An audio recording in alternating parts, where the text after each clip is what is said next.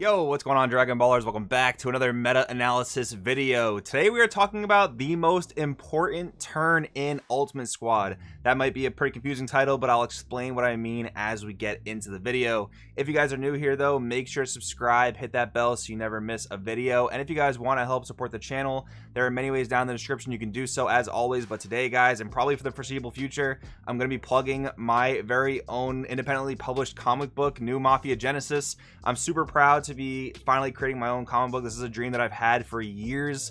The link down in the description to Indiegogo will tell you more about the story. You guys can check out the characters, and if you guys want to help support me, you guys can support there on Indiegogo, and I really do appreciate every single one of you guys that always watches the videos, and I just appreciate it. I have no words, man. Forever in your debt. Anyways, let's get into today's video. So what we're doing today is I'm helping you guys kind of get a little bit more competitively minded, which is what I tend to do with these types of videos where we talk about a particular aspect of the format. In this format, Ultimate Squad, the more I play, especially in the higher level tournaments, the more I just tend to pick up about, you know, what we call pillars of the format, these things that just seem to hold true across multiple meta decks, and like these decks can do X, Y, and Z, which means these decks are going to be successful and strong. So what we talked about in last week's video, talking about how weak black was, we talked about several pillars. The one I want to talk about today has to do with the most important turn in Ultimate Squad, and that's going to be turn 4. Turn 4 is a very pivotal turn in this format, if you guys have not noticed.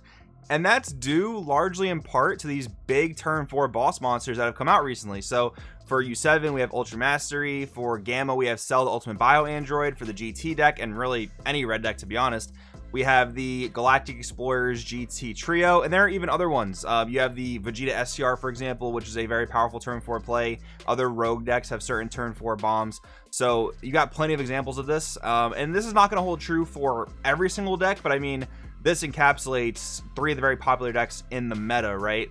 And this turn 4 is so important because it can really sway the momentum of a game if you know, the receiving player, the defending player, is not prepared for it. So there are a few things that go into this whole dynamic, and one of those things is you know, the advantage of who goes first and who wins the die roll. Now, I want to preface this by saying 2 things. One, for a long time, especially mostly in Unison Warrior block, I've never been a big proponent of the idea that winning the dice roll leads to one player or the other winning the game.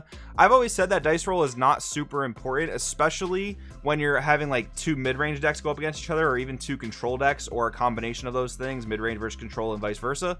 I have thought in the past, and I've been vocal about the fact that I think aggro mirrors tend to be swayed a bit by dice rolls. But with this dynamic, the dice roll does make an impact, but I'm not saying, this is the second thing I wanted to mention, I'm not saying that the dice roll means that like whoever gets turn 4 first wins. But if you're a player who's not totally competitively minded yet, or just not even aware of this phenomena, the going second can be a big harm to you because you're not thinking in this way, right? Like, you're not thinking, okay, I need to be prepared for my opponent's turn 4, otherwise I'm going to be in big trouble. So what does being prepared for the turn 4 mean? So firstly, it comes down to knowing your matchups, and that's a huge thing in Dragon Ball. All the colors have their respective staples. Red having Violent Rays, King Vegeta's Imposing Presence, the GT deck specifically being able to run Difference of Status, Vegeta Resolve Renew. Those are all important things to know in red. In blue, you have God Sealing, you have Boo Unison, and then specific to Gamma, you have the Android 18 counterplay, you have the Android 14 negate, right? So the first thing is knowing all these matchups and knowing what cards these decks have that have the ability to interrupt you. That's very important. That's not completely the topic of today's video, but again, very important to know here. Also, knowing what your own outs are to these boss monsters is very important. So let's move into talking about that right now. So all those boss monsters we just looked at have very impactful effects on the turns they come out, which again in this case is turn 4. If you notice, they all pretty much lead to a board wipe, and then they have their own kind of devastating attacking effects, right? Like Cell will punish you for negating an attack. Ultra Mastery lets you pick a card out of the opponent's hand.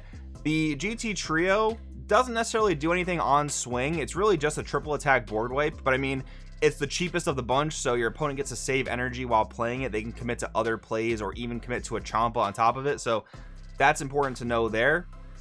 But you have to know your respective answers to all these different boss monsters, right? So in yellow, for example, one card that I've been playing a lot in my side deck for Trunks Vegeta is Mutaito, Skill of a Sage. Now, this card is actually very effective against the red boss monsters, Ultra Mastery and the GT Trio.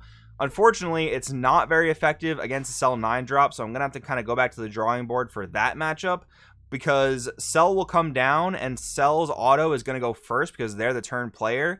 So Mutaito's auto is not going to be able to successfully proc because he's not going to be able to take himself off the board to tap the Cell, right? Because basically in yellow, I want to be able to interact with these cards, even though they have deflect, before they attack so that they don't get their autos from attacking, if that makes sense. But again, against the rest of the boss monster, Mutaito is a solid option.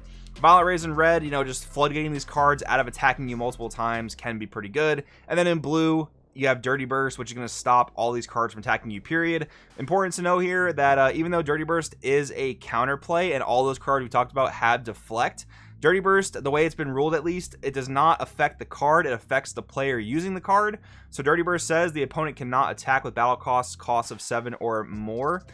So that just doesn't allow them to turn the card sideways. That's what you need to know if you guys are kind of messed up or mixed up around the deflect ruling with Dirty Burst. I still get lots of comments about it, so I just wanted to clarify it here. But yeah, knowing your outs is very important. So now that we know the outs, now that we know the battle cards, and again, these are the main examples, but there are of course more outs to these cards. There are even more big boss monsters in the format, depending on other decks you're fighting against.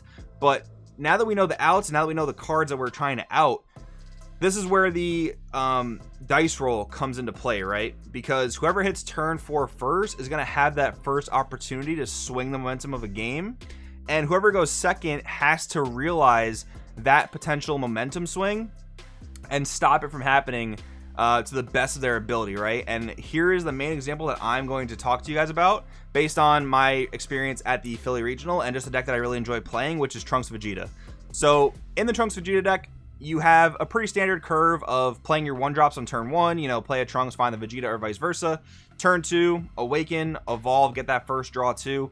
And then turn 3, a real big addition to the Trunks Vegeta deck has been the SS2 Gohan Z Fighter Unison.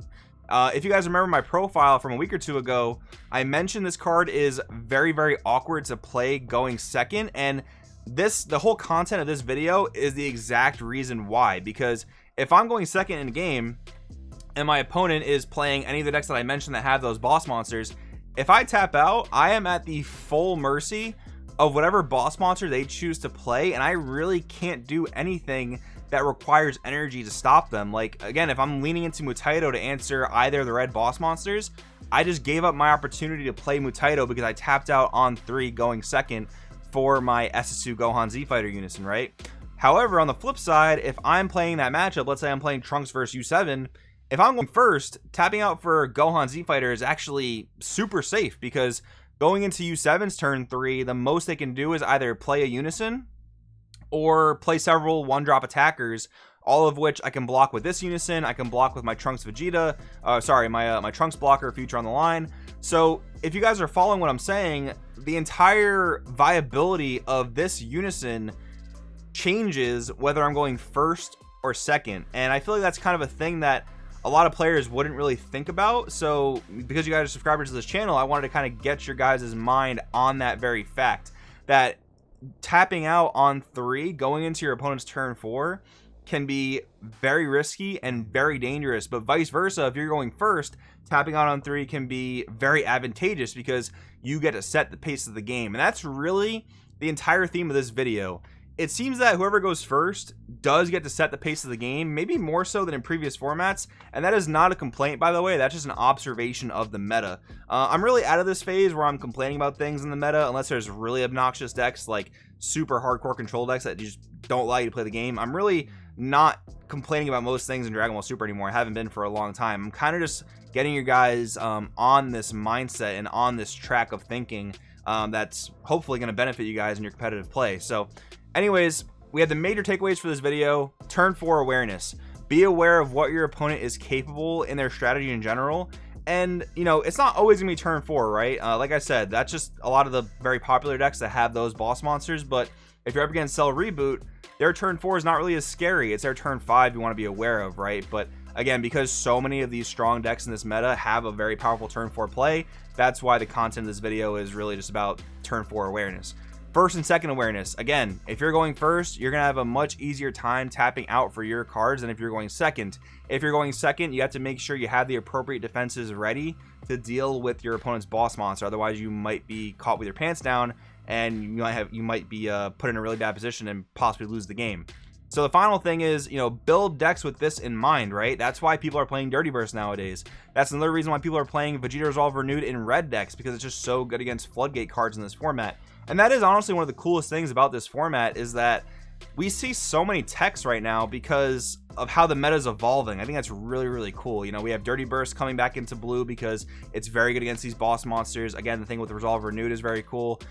Cooler decks playing Dodoria counterplay is interesting as well. So, I think as a community, players are getting smarter and getting more used to the game, and that's really cool to see. But anyways, for those of you guys that weren't quite sure about it, I wanted to bring this to your guys' attention. Hopefully this helps you out. Let me know in the comments below if you learned anything useful in this video. I really do enjoy doing videos like this because, it just increases the overall skill cap of the player base, and I'm always down to help with that. So let me know in the comments below what you think. Thanks for watching. I'll see you guys in the next video.